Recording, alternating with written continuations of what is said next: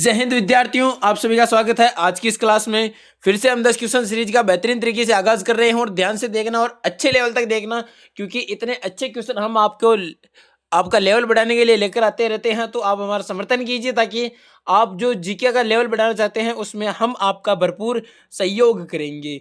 तो बेहतरीन तरीके से देखना और कौन कौन से आपके क्वेश्चन सही नहीं होते और क्यों नहीं होते ये जरूर देखना। क्वेश्चनों का आप एनालिसिस किया करो कि 4 ऑप्शन है तो ये क्यों है और यहाँ किसका आंसर सही है।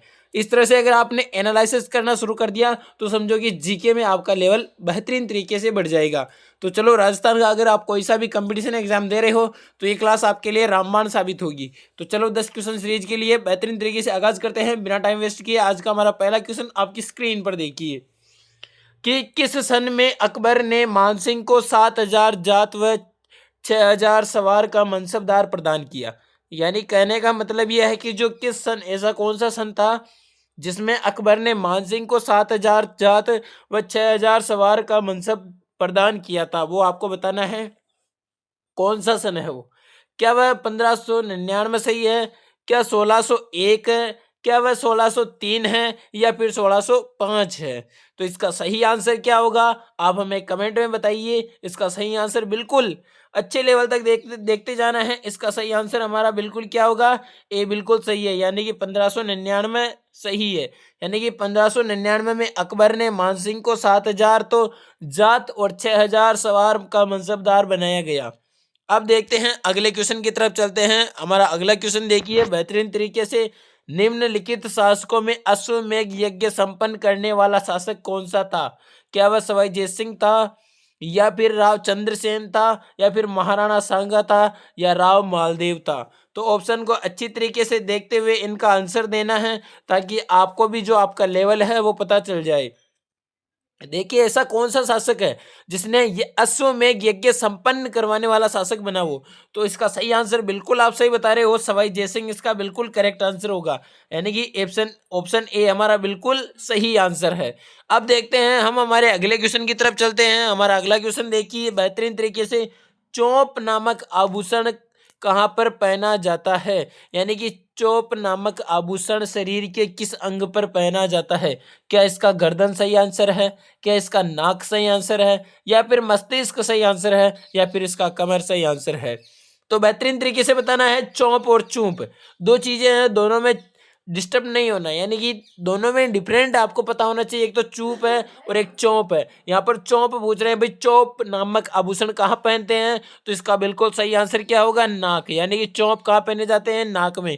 अगर चूप के बारे में पूछें तो ये दांत है। कहाँ है? दांत का आभूषण है चूप, और चौप कहाँ का है? नाक का आभूषण है।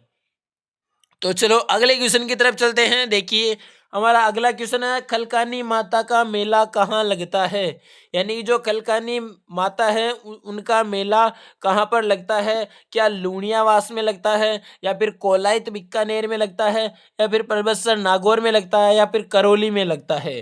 तो देखिए बेहतरीन तरीके से, यानी कि आपको बताना है कि खलकानी माता है उनका मेला कहाँ लगता है। तो इसका बिल्कुल ऑप्शन ए सही हो जाएगा। यानी कि लूणियायास जयपुर में इसका लगता है। कहाँ पर? जयपुर में। कोलायत बीकानेर में किसका लगता है? कपिल मुनि का, है ना। और परबतसर नागौर में तेजा पशु मेला, जो बहुत ही बड़ा अभी ये परबतसर डीडवाना हो गया शायद, है ना। तो देखिए खलकानी माता लूणियावास जयपुर में लगता है। चलो अगले क्वेश्चन की तरफ चलते हैं। देखिए हमारा अगला क्वेश्चन बेहतरीन तरीके से देखना। राजस्थान में अशोक का अभिलेख कहाँ से प्राप्त हुआ? यानी कि जो राजस्थान है उसमें अशोक का अभिलेख हमें कहाँ से मिलता है? क्या बडली अभिलेख से मिलता है, यानी बडली से मिलता है या फिर बरनाला से मिलता है या फिर बेरार से मिलता है या फिर बुच कला से मिलता है? तो देखिए बडली सबसे प्राचीन और सबसे पहले मिलने वाला अभिलेख बडली गांव से मिलता है। तो देखते हैं कि जो राजस्थान में अशोक का अभिलेख है वो हमें कहाँ से प्राप्त होता है? तो वो होता है बेराट से। कहाँ से होता है? बेराट से। यानी सी हमारा बिल्कुल करेक्ट आंसर होगा, यानी कि बेराट से हमें मिलता है। तो चलो अगले क्वेश्चन की तरफ चलते हैं। इसको ध्यान रखना, बेहतरीन तरीके से अच्छे लेवल का क्वेश्चन है। देखो अगला क्वेश्चन हमारा क्या होगा। निम्न में से कौन सा बांध मिट्टी से बना हुआ है? यानी कि ऐसा कौन सा बांध है जो मिट्टी से बना हुआ है? क्या जाखम बांध सही आंसर है इसका, क्या जवाई बांध इसका सही आंसर है, या फिर पांचना बांध सही आंसर है या फिर मेजा बांध सही आंसर है? तो इसका सही आंसर क्या होगा?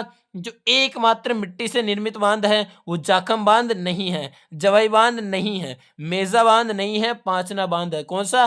पांचना बांध करौली में है। ये ध्यान रखना बेहतरीन तरीके से कि निम्न में से कौन सा बांध मिट्टी से बना हुआ है, तो पांचना बांध मिट्टी से बना हुआ है। देखते हैं अब हमारे अगले क्वेश्चन की तरफ चलते हैं।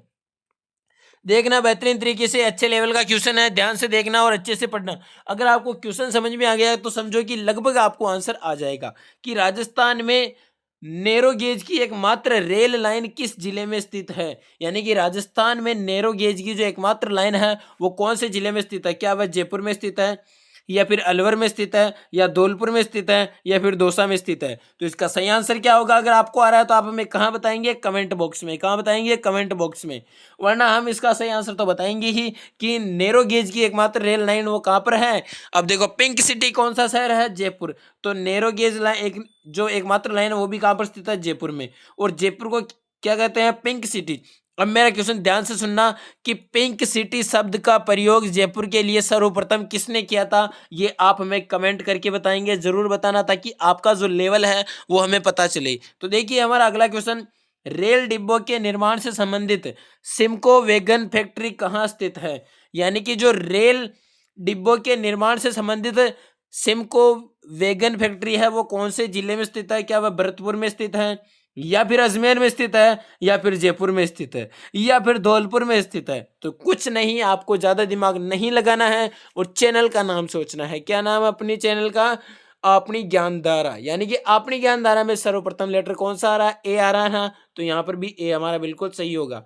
यानी कि भरतपुर बिल्कुल हमारा सही आंसर होगा। रेलों के निर्माण में डिब्बों से संबंधित सिमको वैगन फैक्ट्री भरतपुर में स्थित है, ध्यान रखना।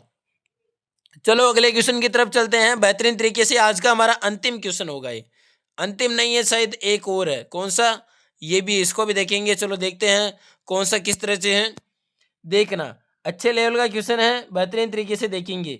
देखो, रेलों का निर्माण वाला हो गया ना, कहाँ है? भरतपुर में। फिर देखते हैं इसमें कौन सा है शायद। हाँ चलो ठीक है, अब देखते हैं। ये हो गया, ये भीलवाड़ा ये रह रहा है ना, फिर ये रहेगा, ये कौन सा है? भीलवाड़ा में पेयजल वाला। इसमें कौन सा होगा? मेजा बांध। चलो चलो चलो ठीक है, देखते हैं कौन सा। आज 11% हो गए शायद, है ना। देखते हैं कौन सा सही होता है इसे। चलो देखते हैं बेहतरीन तरीके से। इसको रहने देते हैं, एक बार इसको देखते हैं इसमें क्या है, इसको बाद में देखेंगे। चलो इसको समझ लेते हैं कि भीलवाड़ा नगर में पेयजल आपूर्ति किस बांध द्वारा की जाती है। यानी कि भीलवाड़ा में कौन सा बांध है जिसके माध्यम से हम क्या करते हैं, क्या किया जाता है? पेयजल की आपूर्ति की जाती है। तो क्या मेजा बांध इसका सही आंसर है? बिशुलपुर सही आंसर है। ओराई बांध है या सरेपी बांध है? तो देखो ये दोनों तो नहीं हो सकते, बिशुलपुर भी नहीं है। क्यों नहीं है? क्योंकि ये टोंक, अजमेर, नागौर, इधर जो जयपुर वाला एरिया है यहाँ पर इसकी सप्लाई होती है। तो मेजा बांध हमारा बिल्कुल सही आंसर होगा। यानी कि भीलवाड़ा में कौन सा सही है? मेजा बांध। अब देखो, ये जनजातियों में कटकी वस्त्र किसके द्वारा पहना जाता है? यह है आज का हमारा अंतिम क्वेश्चन कि जनजाति में कटकी वस्त्र किसके द्वारा पहना जाता है?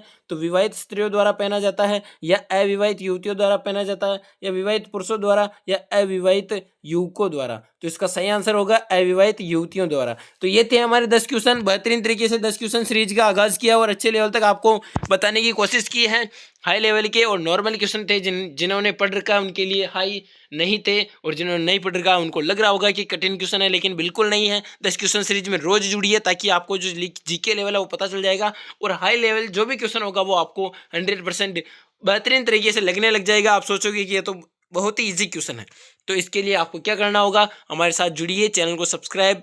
और जो विद्यार्थी आपको ऐसा लगता है, आपके आस पड़ोस मित्र या फिर कोई भी आपका सगा संबंधी आपको लगता है कि जीके लेवल में बहुत ही कमजोर है, तो उनको ये क्लास जरूर शेयर किया करो। 10 क्वेश्चन शेयर, ताकि आपको उनको भी बेहतरीन तरीके से जीके लेवल बढ़ता रहेगा। तो आप भी मस्त रहिए, स्वस्थ रहिए, पढ़ते रहिए। जय हिंद, जय भारत।